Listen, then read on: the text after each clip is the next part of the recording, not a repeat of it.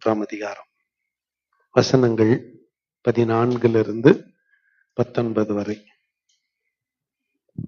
யாத்ராகமம் 23ஆம் அதிகாரம் வசனங்கள் 14 19 வரை நாம வாசிக்க கேட்போம். யாத்ராகம புத்தகம் 23ஆம் அதிகாரம் வசனங்கள் 14 19 வரை. Exodus chapter 23 verses from 14 to 19.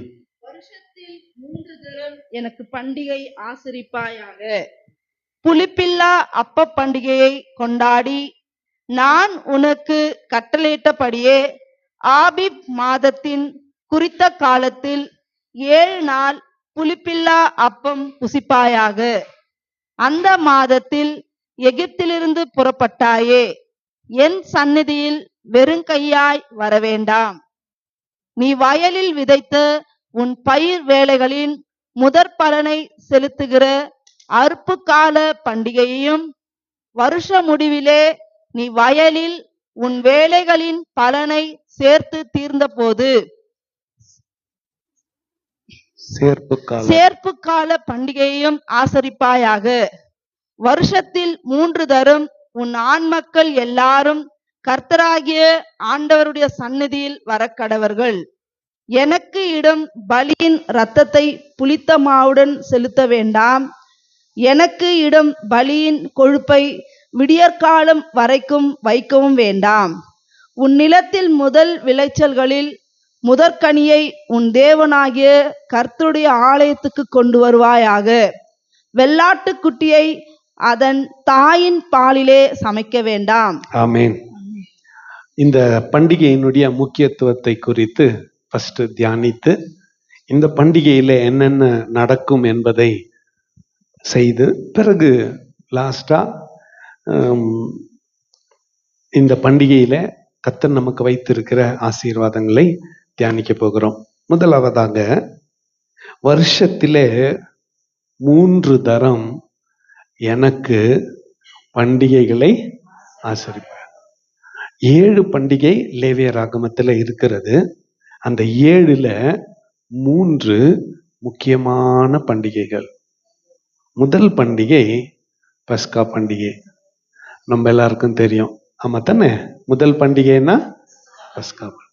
கடைசி பண்டிகை கூடார பண்டிகை, அதுவும் நம்மளுக்கு தெரியும். ஆமா தானே? அது 7 நாள் 8 நாள் பண்டிகை. இப்போ முதல் பண்டிகை ஆயிடுச்சு, கடைசி பண்டிகை ஆயிடுச்சு. மத்தியில இருக்கக்கூடிய பண்டிகை என்னன்னா, நீ வயலின் விதைத்த உன் பயிர் வேலைகளின் முதற் பலனை செலுத்துகிற அறுப்பு கால பண்டிகை. இதை நம்முடைய சிஎஸ்ஐ சபை அர்ப்பின் பண்டிகை என்று கொண்டாடுவார்கள். அதுதான்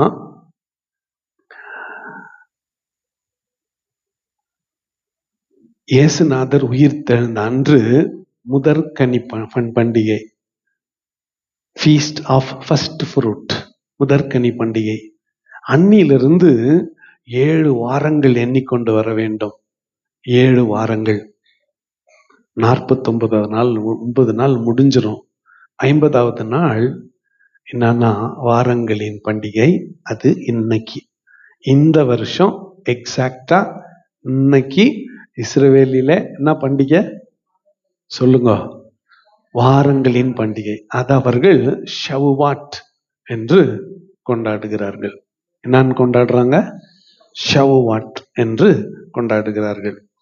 இந்த பண்டிகை அறுவடையெல்லாம் முடிந்த பிறகு கர்த்தருக்கு நன்றி சொல்லுகிற பண்டிகை. இயேசுநாதர் உயிர் தெழுந்த அன்று அறுவடை ஆரம்பமாகிறது. இன்றைக்கு அறுவடை நிறைவு பெறுகிறது. இன்றைக்கு அறுவடை நிறைவு பெறு. நாளையிலிருந்து எங்க எப்படி டொரன்ஷியல் ரெயின் அப்படின்னா காட்டாறு உருவாகக்கூடிய மழை வருமோ தெரியாது. நாளையிலிருந்து இந்த பண்டிகை முடிஞ்சிட்டு வீட்டுக்கு போறதுக்குள்ள மழை வரும். அப்படிப்பட்ட ஒரு பண்டிகை. அடுத்து பஸ்கா பண்டிகையை நம்மையும் நம்முடைய குடும்பத்தையும் மரணத்திலிருந்து பாதுகாக்க கொண்டாட வேண்டும். ஆமா தானே? வீட்டு வாசல்ல என்ன பண்றோம் சொல்லுங்க? ஆட்டுக்குட்டியானவருடைய ரத்தத்தை பூசி நம்மையும் நம்முடைய குடும்பத்தையும் காப்பாற்றி கொள்ளுகிறோம். அது என்ன பண்டிகை சொல்லுங்க? பஸ்கா பண்டிகை. வருஷத்தினுடைய கடைசி 8 நாள் ஆண்டவருடைய சமூகத்துல வந்து கூடாரத்துல தங்கி ஆண்டவர் 40 ஆண்டுகள் இஸ்ரவேல் ஜனங்களை கூடாரத்திலே வனாந்திரத்திலே நடத்தினார் என்பதை நினைவு கூறும்படியாய் கூடார பண்டிகை. ஆனா இந்த பண்டிகை விசேஷமானது. அது என்ன தெரியுமா? கர்த்தரிடத்துல பெற்றுக்கொண்ட ஆசீர்வாதத்திற்கு நன்றி சொல்லி வரப்போகிற ஆசீர்வாதத்திற்கு ஆண்டவரிடத்துல முறையிடுகிறது. 2 பார்ட் இருக்கிறது. ஒரு பார்ட் ஆண்டவர் கொடுத்த ஆசீர்வாதத்துக்காக என்ன சொல்லணும்? நன்றி சொல்லணும். இன்னொரு பார்ட் அடுத்த அக்ரிகல்ச்சரல் இயர் எப்படி இருக்குமோ தெரியாது. அடுத்த ஆண்டு மழை வருமோ வராதோ, 30 கிடைக்குமா, 60 கிடைக்குமா, 100 கிடைக்குமா தெரியாது. 1க்கு 30ம் 60ம் ஞாபகம்க்குதா? அடுத்த ஆண்டு 30 கிடைக்குமா, 60 கிடைக்குமா? ஆண்டவரே 100 பலனை நான் அடைய வேண்டும் என்று வேண்டுதல் செய்கிற நாள் இந்த நாள். ஹல்லேலூயா, சோத்திரம். உன் வயலினுடைய வேலைகளின் பலனை சேர்த்து தீர்த்த போது சேர்ப்பு கால பண்டிகை. சரி, இன்னைக்கு நான் ஜெபம் பண்றப்ப ஜெபத்துல சொன்னேன், எத்தனை பேர் கவனிச்சிங்களோ தெரியாது.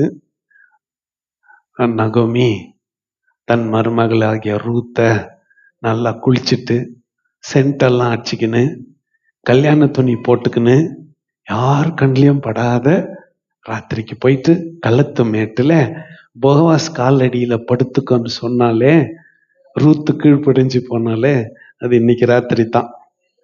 நாளைக்கு காலையில ரூத்துக்கும் நகோமிக்கும் ரூத்துக்கும் போவாஸ்க்கும் சொல்லுங்க, ரூத்துக்கும் போவாஸுக்கும் கல்யாணம் நாளைக்கு காலையில. அப்ப இன்னைக்கு ராத்திரி ஸ்பெஷல் நைட். ஒரு இல்லையா சொல்லுங்க? தாவீது இன்னைக்கு ராத்திரி தான் பிறந்தான்.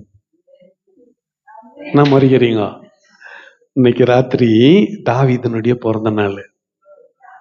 இன்னைக்கு ராத்திரி தான் சீனாய் மலையிலே கர்த்தர் 10 கட்டளைகளை கொண்டு வந்து கொடுத்து மோசே அதை கொண்டு ஜனங்களுக்கு கொடுக்க அந்த ராத்திரி இந்த ராத்திரி. இவ்வளோ ஸ்பெஷல் பண்டிகை. எந்த பண்டிகை சொல்லுங்க? ஷெவ்வாட், குடார பண்டிகை. இது என்கேஜ்மெண்ட் நாள், டே ஆஃப் என்கேஜ்மெண்ட். இது நிச்சயம் பண்ணிக்கிற நைட்டு. என்னது? நிச்சயம் பண்ணிக்கிற நைட். அந்த ராத்திரியா வாழ்நாள்ல மறக்கவே முடியாது. எனக்கு என்கேஜ்மெண்ட் ஆன ராத்திரிய சொல்றேன். கண்டிப்பாங்க அன்னைக்கு ராத்திரி மறக்கவே முடியாது. எத்தனை அடையாளங்கள் தெரியுமா? கோயில் ஸ்கூல்ல தான் என்கேஜ்மெண்ட். 7 மணிக்குன்னு சொன்னோம். 7 மணிக்கெல்லாம் ஆல்வினையா வந்துட்டாரு. பொண்ணு எங்க இருக்குதுன்னு தெரியல. இப்போ மாப்பிள்ள நானு, பந்தல் போட்டாங்களான்னு தெரியல, சோறாச்சான்னு தெரியல, லட்டு பிடிச்சாங்களான்னு தெரியல, ஊர்ல இருந்து வர வேண்டியவங்க எல்லாம் வந்துட்டாங்களா தெரியல. அவர் உட்காந்துக்கிறாரு, அவர்கிட்ட ஓடுறேன். அவரு பரவாயில்ல போப்பா, ஒன்னும் பிரச்சனை இல்லை, ஒன்னும் கண்டுக்காத போ, வேலையை பாருன்றாரு. அவருக்கும் ஸ்கூலுக்கும் போஸ்ட் ஆபீஸ்க்கும் அவர்கிட்டயும் ஸ்கூல்கிட்டயும் போஸ்ட் ஆபீஸ்கிட்டயும் 8:30 மணி வரலாம் என்ன நான் அலைக்கழிக்கப்பட்ட ராத்திரி. ராத்திரி 11 மணிக்கு முடிஞ்சிருச்சு.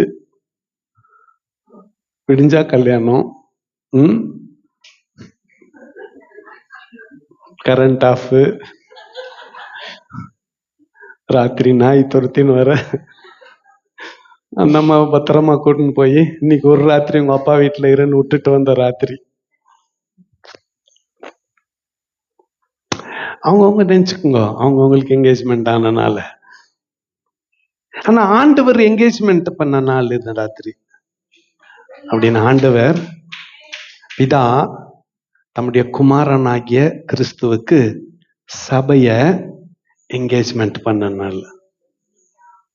சொல்லட்டுமா? இன்னைக்கு எல்லாரும் சொல்ல வேண்டியது happy birthday Dominion Harvest church. சொல்லுங்க. டொமினியன் ஹார்வெஸ்ட் ஊத்துருங்க, விட்டுருங்க. ஹாப்பி பர்த்டே சர்ச் சொல்லுங்க.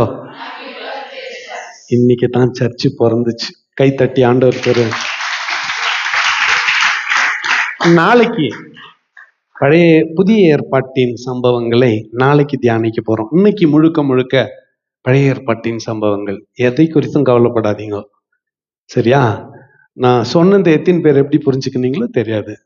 எத்தனை பேர் ஓகே ஃபோன்ல ஆக்டிவ் ஆக்குறீங்க? யார் யாரெல்லாம் டொமினியன் ஹார்வெஸ்ட் குரூப்ல இன்னும் சேரல கை தூக்குங்க நல்லா ஸ்ட்ரைட்டா. யாருப்பா அட்மின்? யாருப்பா அட்மின்? யாரு? இவங்க ஃபோன் எல்லாம் அதில் நம்பர் எல்லாம் ஆட் பண்ணுங்க. நான் தகவல் அனுப்பேன். மற்றவங்க எல்லாம் சிக்கிறீங்க. நான் டெக்ஸ்ட் அனுப்பினா கூட என்னை கண்டுக்கிறதே இல்லை. அப்ப நீங்க வேற யாரையோ கண்டுக்கிறீங்கன்னு அர்த்தம். நம்ம தானே ஒரு ஒரு ஒரு ஒரு ஒரு தேங்க்யூ, ஒரு இது இல்லைன்னா ஒரு இது இல்லைன்னா ஒரு இது அப்படி கூட போட மாட்டேன். மெனக்கெட்டு நான் ஒரு முறையும் ரிப்போர்ட் போடணும், அப்படி கூட போட மாட்டேன்னுக்கிறீங்க. எனக்கு காட்டலன்னா வேற யாருக்கோ காட்டுனுக்கிறீங்கன்னு அர்த்தம். சோத்திரம். ஓகே, இன்னைக்கு என்கேஜ்மெண்ட் நாள். ஆண்டவர் சபையை தன் குமாரனுக்கு நியமித்து கொண்ட நாள். சீக்கிரம் கல்யாணம் ஆக போகுது. அது எப்ப தெரியுமா? குடார பண்டிகை என்று. சீக்கிரம் கல்யாணம் ஆக போகுது. அது எப்ப தெரியுமா? சொல்லுங்க. இன்னைக்கு என்கேஜ்மெண்ட், குடார பண்டிகையில கல்யாணம். அதுதான் இந்த சபைக்கு தீர்க்க தரிசனமாய் கர்த்தர் குறித்து வைத்த பண்டிகைகள். இது இன்ட்ரடக்ஷன்.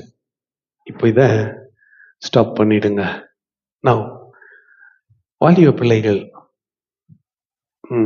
திருமணம். தாவீதுக்கு சந்தோஷம் ஏற்பட்ட ஒரு காரியம். சங்கீதம் 42:4. சங்கீதம் 42:4. சங்கீதம் 42:4.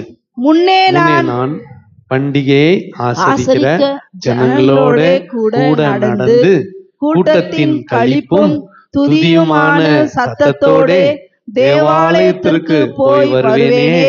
இவைகளை நான் நினைக்கும் போது என் உள்ளம் எனக்குள்ளே உருகுகிறது. கைகளை தட்டி ஆண்டவருக்கு. ஒருவேளை அடுத்த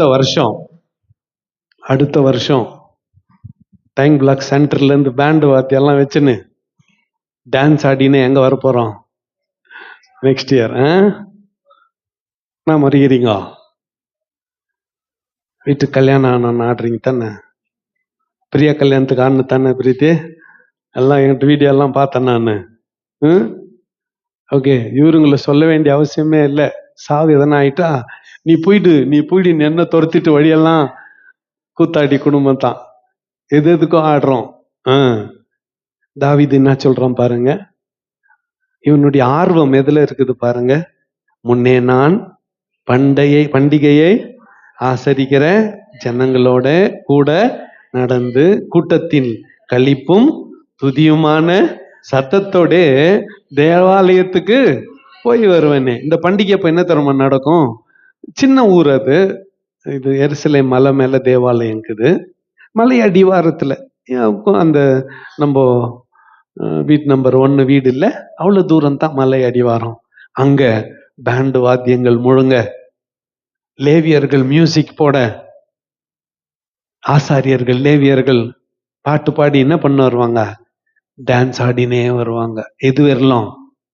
தேவாலயம். தாவீதுக்கு எதுல சந்தோஷம் பார்த்தீங்களா?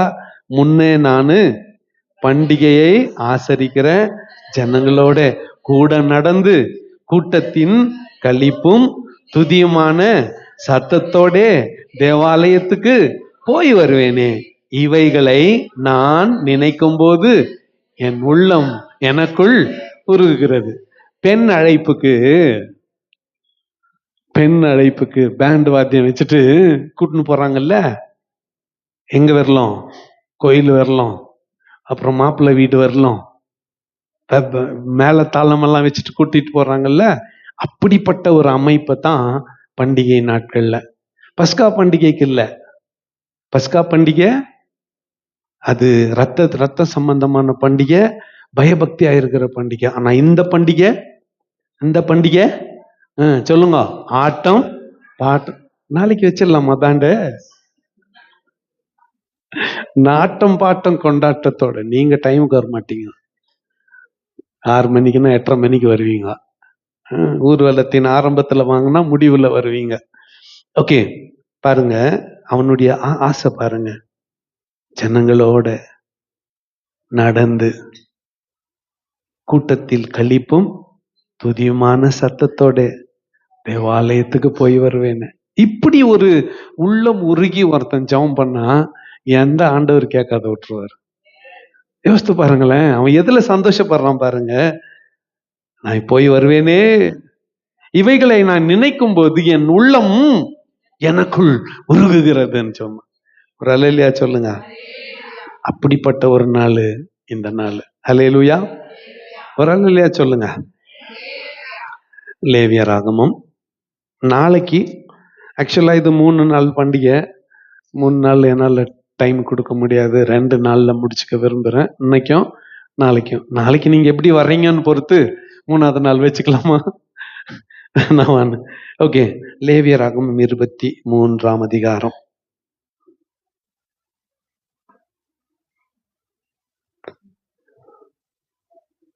15 20 வரை அல்லது 21 வரை வாசிக்கலாம். நீங்கள் அசைவாட்டும் கதிர்க்கட்டை கொண்டு வரும் ஓய்வு நாளுக்கு மறுநாள் முதற்கொண்டு எண்ண துவக்கி 7 வாரங்கள் நிறைவேறின பின்பு 7ஆம் ஓய்வு நாளுக்கு மறுநாளாகிய 50ஆம் நாள் மட்டும் எண்ணி கர்த்தருக்கு புதிய போஜன பலியை செலுத்த கடவீர்கள். நீங்கள் ஒரு மரக்காலிலே 2 பங்காகிய மெல்லிய மாவிலே புளிப்பாக பாகம் பண்ணப்பட்ட அசைவாட்டும் காணிக்கையாயிருக்கிற 2 அப்பங்களை உங்கள் வாசஸ்தலங்களில் இருந்து கர்த்தருக்கென்று முதற்பலனாக கொண்டு வந்து அப்பத்தோட கூட கர்த்தருக்கு சர்வாங்க தகன பலியாக 1 வயதான பழுதற்ற 7 ஆட்டுக்குட்டிகளையும் 1 காளையையும் 2 ஆட்டுக்கடாக்களையும் கர்த்தருக்கு சுகந்த வாசனையான தகன பலியாக அவைகளுக்கு அடுத்த போஜன பலியையும் பான பலிகளையும் செலுத்தி வெள்ளாடுகளில் 1 கடாவை பாவ நிவாரண பலியாகவும் 1 வயதான 2 ஆட்டுக்குட்டிகளை சமாதான பலியாகவும் இடக்கடவீர்கள். அவைகளை ஆசாரியன் முதற்பலனாகிய அப்பத்தோடும் 2 ஆட்டுக்குட்டிகளோடும் கூட கர்த்தருடைய சந்நிதியில் அசைவாட்டும் பலியாக அசைவாட்ட கடவன். கர்த்தருக்கு பரிசுத்தமாகிய அவைகள் ஆசாரியனுடையவர்களாகும். 21 எல்லாம் சேர்ந்து வாசிக்கலாம். அந்த நாள் உங்களுக்கு சபை கூடும் பரிசுத்த நாள் என்று கூற வேண்டும். அதிலே சாதாரணமான யாதொரு வேலையும் செய்யலாகாது. இது உங்கள் வாசஸ்தலங்களில் எல்லாம் உங்கள் தலைமுறைதோறும் செல்ல வேண்டிய நித்திய கட்டளை. ஆமென். இப்படி கடைபிடிக்கிறதுனால என்ன நடக்கும்? 22 படிங்க. எல்லாம் சேர்ந்து வாசிக்கலாம். உங்கள் தேசத்தின் வெள்ளாமையை நீங்கள் அறுப்பதை வயலின் ஓரத்தில் இருக்கிற முற்றிலும் அறுக்காமலும் சிந்தி கிடக்கிற கதிர்களை கொடாமலும் எளியவனுக்கும் பரதேசிக்கும் வயலை விட்டுவிட வேண்டும். நான் உங்கள் தேவனாகிய கர்த்தர் என்று சொல் என்றார். கைகளை தட்டி ஆண்டவருக்கு ஒரு காணிக்கை செலுத்தலாம். நிலம் உடையவர்கள் அறுவடையை அறுத்து கொண்டு வந்து கர்த்தருக்கு அந்த காணிக்கைகளை செலுத்துவார்கள். நிலம் இல்லாதவர்களுடைய நிலைமை என்ன? வயல் இல்லாதவர்களுடைய நிலைமை என்ன? இந்த பண்டிகை நமக்கான பண்டிகை. இந்த பண்டிகை எனக்கான பண்டிகை என்று ஒவ்வொரு ஆத்துமாவும் நினைக்க வேண்டும், இந்த பண்டிகை எனக்கான பண்டிகை. இன்னைக்கு என்னென்ன செலுத்தணும்னு ஆண்டவர் சொல்லிட்டார். ஒரு மரக்காலில் 2 பங்கு எடுத்து புளித்த மாவோட, வழக்கமா எல்லா பண்டிகையிலும் புளிப்பில்லாத அப்பத்தை தான் செலுத்தணும். ஆனா இந்த பண்டிகை என்ன, புளித்த மாவு. புளித்த மாவோட 2 அப்பத்தை முதற்கனியாக அசைவாட்டி விட்டு 7 ஆட்டுக்குட்டிகள், 1 வயது மதிக்கத்தக்க 7 ஆட்டுக்குட்டி, 1 காளை, 2 கடாக்கள், இவைகளை கர்த்தருக்கு பலியாக, சமாதான பலியாக, நன்றி அறிதலின் பலியாக செலுத்த கடவீர்கள். அவைகளில் ஆசாரியத்தில் கொடுக்கப்படுகிற அந்த பலி அசைவாடப்பட்டு அது பரிசுத்தமானது, ஆசாரியனுக்குரியதாகும். ஹல்லேலூயா. சரி, இது இன்னைக்கு நடக்கிறது இஸ்ரவேல்ல. ஆனா என்னுடைய சம்பந்தமே இல்லாம இந்த வசனத்தை ஏன் ஆண்டவர் வச்சார்? எந்த வசனம் சொல்லுங்க? 22ஆம் வசனம். எல்லாம் சேர்ந்து வாசிக்கலாமா? தேசத்தின் வெள்ளாமையை நீங்கள் அறுக்கையில் வயலின் ஓரத்தில் இருக்கிறதை முற்றிலும் அறுக்காமலும் சிந்திக்கிற கன்றுகளை பொறுக்காமலும் எளியவனுக்கும் கடையனுக்கும் அவைகளை விட்டுவிட வேண்டும். நான் உங்கள் தேவனாகிய கர்த்தர் என்று சொல் என்றார். ஆமென். இந்த வயலில் ஓரத்துல இருக்கிறத அறுக்க போவது ரொம்ப ஆச்சரியமான ஒரு விஷயம். இது வயல் வழியா நீங்க போறீங்கன்னா, வயல்ல நடுவுல இருக்கிறதெல்லாம் நல்லா கதிர் விட்டு அருமையா விளைஞ்சிருக்கும். ஆனா வயலின் ஓரத்துல இருக்கிறதோ கொஞ்சம் முத்தாம பிஞ்சாவே இருக்கும், சாவியா போன மாதிரி இருக்கும். அறுத்துன்னு வரப்போ சில கதிருங்க ரொம்ப முத்திட்டு இருக்கும். அறுக்கிறப்பவே சில கோதுமை சிந்திட்டும் கீழே. ஆண்டவர் சொல்றாரு, சிந்துறத தொடப்பத்துன்னு பெருக்கிறதுக்கு போவாத. வயலின் ஓரத்துல இருக்கிறத அறுத்து கொண்டு வருவதற்கு போகாத. அது திக்கற்றவர்களுக்கும் பரதேசிகளுக்கும் அனாதைகளுக்குமான பங்கு. இத்தையா ஆண்டவர் இங்க சொன்னாருன்னா, நாம காணியாட்சிக்கு புறம்பானவர்கள், நமக்கு சொந்தமா எதுவுமே இல்லை, வெறும் கையான்னு இருக்கிறோம். ரொம்ப ஆஸ்தி, சம்பத்து, பணம், புகழ், நல்ல நிரந்தரமான அரசாங்க உத்தியோகம் இல்லை, அடுத்த வேலை சாப்பாட்டுக்கு ஆண்டவரை எதிர்நோக்கி இருக்கிற நிலைமை. உங்களுக்கான பண்டிகை இந்த பண்டிகை. இன்னைக்கு ராத்திரி நீங்க என்ன பண்ணணும்? தூங்க போறதுக்கு முன்னால படுக்கையில முட்டி போட்டுக்கிட்டு உன் வலதுக்கல்ல இருதயத்தின் மேல வச்சுக்கிட்டு, கர்த்தர் என் மேய்ப்பராய் இருக்கிறார், எனக்கு குறைவில்லை, அவர் என்னை புல்லுள்ள இடங்களில் மேய்த்து அமர்ந்த தண்ணீர்கள் அண்டையில என்னை கொண்டு போய் விடுகிறார். அவர் என் ஆத்துமாவை தேற்றி தம்முடைய நாமத்தின் நிமித்தம் என்னை நீதியின் பாதையிலே நடத்துகிறார். நான் மரண இருளின் பள்ளத்தாக்கிலே நடந்தாலும் பொல்லாப்புக்கு பயப்படேன். தேவரீர் என்னோடு கூட இருக்கிறீர், உமது கோலும் உமது தடியும் என்னை தேற்றும். என் சத்துருக்களுக்கு முன்பதாக நீர் எனக்கு ஒரு பந்தியை ஆயத்தப்படுத்தி என் தலையை எண்ணெயால் அபிஷேகம் பண்ணுகிறீர். என்னுடைய பாத்திரம் நிரம்பி வழிகிறது. என் ஜீவனுள்ள நாளெல்லாம் நன்மையும் கிருபையும் என்னை தொடரும். நான் கர்த்தருடைய வீட்டிலே நீடித்த நாட்களாய் நிலைத்திருப்பேன் அப்படின்னு சொல்லி கண்ணீரோடு, வேண்டுதலோடு, எதிர்பார்ப்போடு இந்த சங்கீதத்தை வாசிக்கிறப்போ உங்க பிரேயர் ரிக்வெஸ்ட் உள்ளத்துல கட்டும். எந்த காரியத்துக்காக நீங்க ஜெபிக்கிறீங்களோ அந்த ரிக்வெஸ்ட் உள்ள கட்டும். ஆனா வாயோ 23ஆம் சங்கீதத்தை என்ன பண்ணட்டும்? அறிக்கை செய்யட்டும். கர்த்தர் உன் ஜெபத்தை கேட்டு உன் தேவைகளை சந்தித்து, உன்னை ஆசீர்வதித்து, உன்னை பாதுகாத்து, அடுத்த பண்டிகை வர வரையிலும் அற்புதமாய் உன்னை என்ன பண்ணுவாரு? வழி நடத்துவார். அப்படிப்பட்ட ஒரு பண்டிகை இந்த பண்டிகை. அருமையான ஆண்டவருடைய பிள்ளைகளே, நீங்களாவது, நான் வேணும்னு ரொம்ப இதுக்கு ப்ரெஷர் கொடுக்கல, நிறைய அனௌன்ஸ்மெண்ட் எல்லாம் பண்ணல. ஞாயிற்றுக்கிழமை சும்மா டெஸ்ட் பண்றதுக்காக, எவ்வளவு பேரு உண்மையா கர்த்தரை நேசிக்கிறீங்கோ அப்படின்னு கண்டுபிடிக்கிறதுக்கு டெஸ்ட்ல. இன்னைக்கு வந்தவங்க எல்லாம் பாஸ் பண்ணிட்டீங்க, வராதவங்க எல்லாம் ஃபெயிலு. அவங்க யாருன்னாக்கட்டும், இன்னைக்கு வராதவங்க எல்லாம் என்ன சொல்லுங்க? ஃபெயிலு. எதிர்வீட்டுக்காரங்க எல்லாம் கூட வரல. ஒருவேளை வீட்டுல இருந்தே கேட்டுனுக்குவாங்க போலகுது.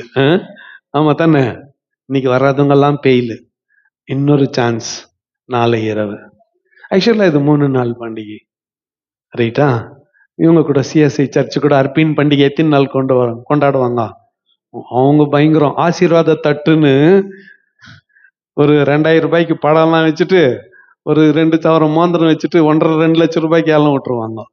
நீ ஏன் அத்தை செய்யல நீங்க கேட்டீங்களா? நீங்க நெகட்டிவ்ல கேட்டுன்னு போவீங்க, 5 ரூபான்னுவீங்க. நீங்க 5 ரூபான்னுவீங்க, இன்னொருத்தர் 4 ரூபான்னுவீங்க, இன்னொருத்தர் 3 ரூபாய்ன்னீங்க. உங்களை பத்தி தெரிஞ்சுதான் நான் அதெல்லாம் நம்ம சர்ச்சில் வைக்கல. ஓகே, இன்னைக்கு மன திருப்தியோட போங்க, ஒரு புரிதலோட போங்க. வாலிய பிள்ளைங்க, இன்னைக்கு நைட்டு 23ஆம் சங்கீதத்தை முட்டி போட்டுன்னு உன் வேலைக்காக, பரிசுத்த வாழ்க்கைக்காக,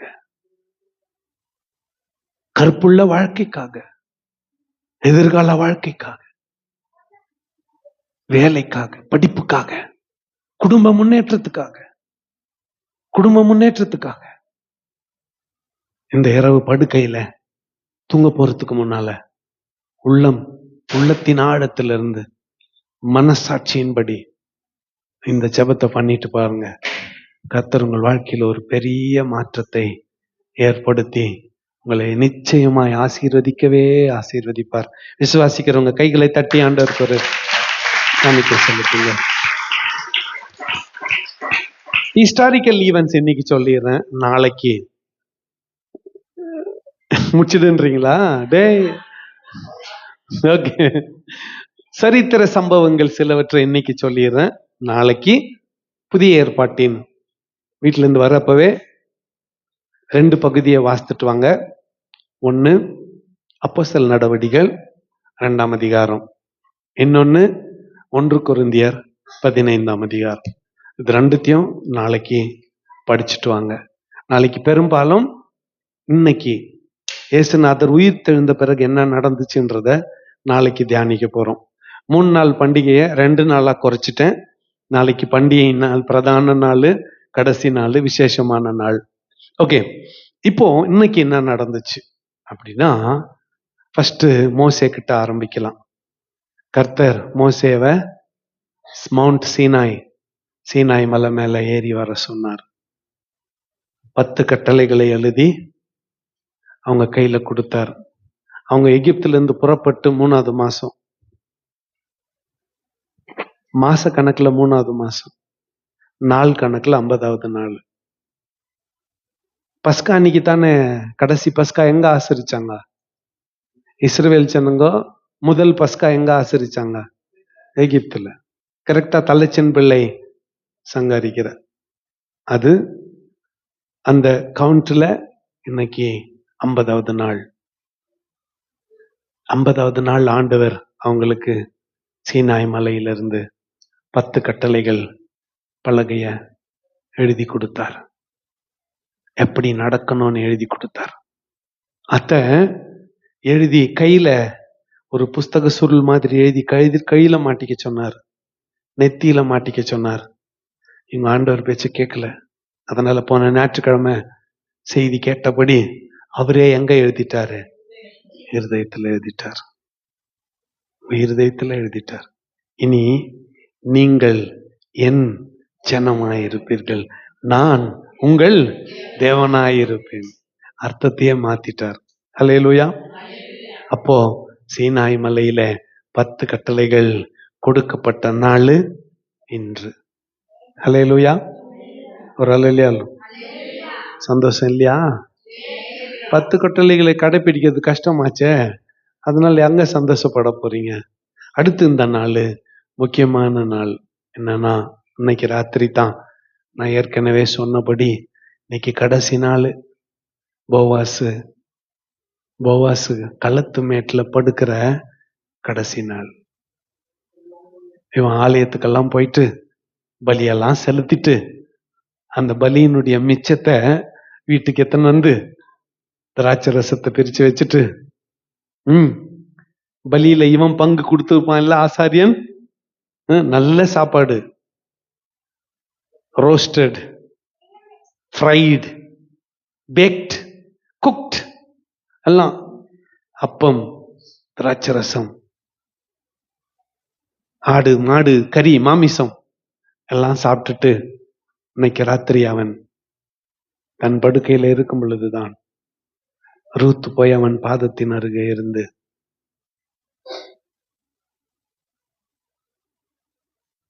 she was engaged to Boaz.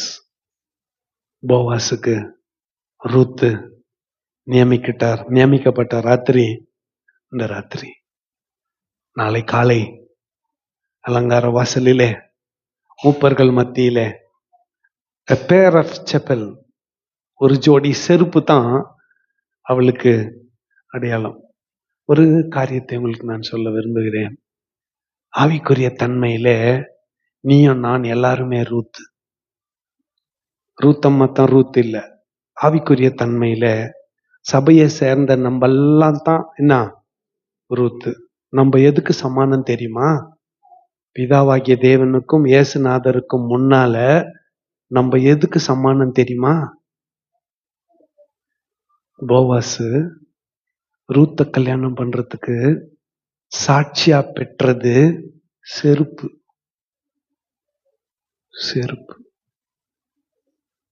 We are just equivalent to a pair of shoes.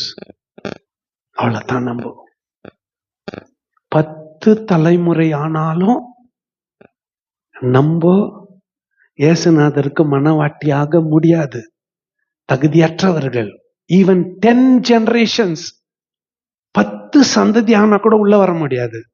ஆனால் அந்த பிதாவாகிய தேவன் கண்கள்ல தயவு கிடைத்ததினால், அந்த குமாரனாகிய இயேசுவின் கண்கள்ல தயவு கிடைத்ததினால் நம்ம எல்லாம் ரூத் ஆயிட்டோம். ஆவிக்குரிய தன்மையில நம்மை நித்திய விவாகத்திற்கென்று நியமித்து கொண்டார்.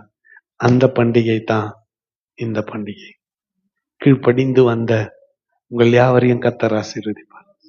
அவர் புல்லுள்ள இடங்களில் மேய்த்து அமர்ந்த தண்ணீர்கள் அண்டையில உங்களை வழி நடத்துவார்.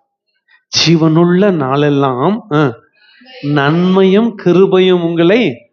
நேற்று ராத்திரி தான் இதை பத்தி நான் ஒரு டாக்குமெண்ட்ரி பார்த்துக்கிறப்போ ஒரு யூத ரபி சொல்றாரு, இன்னைக்கு ராத்திரி தான் தாவீது பிறந்தானா. இன்ட்ரெஸ்டிங். இன்னைக்கு ராத்திரி தான் தாவீது பிறந்தானா. விசேஷமான ஒரு நாள், விசேஷமான ஒரு இரவு. ராஜா தாவீது இந்த பூமியிலே கொடுக்கப்பட்ட நாள், நியாயப்பிரமாணம் கொடுக்கப்பட்ட நாள். போவாஸ் ரூத்தை தமக்கென்று நியமித்து கொண்ட நாள். சபையை தனக்கு சொந்தமாக்கி கொள்ள பிதா பரிசுத்த ஆவியானவரை கட்டளையிட்ட நாள்.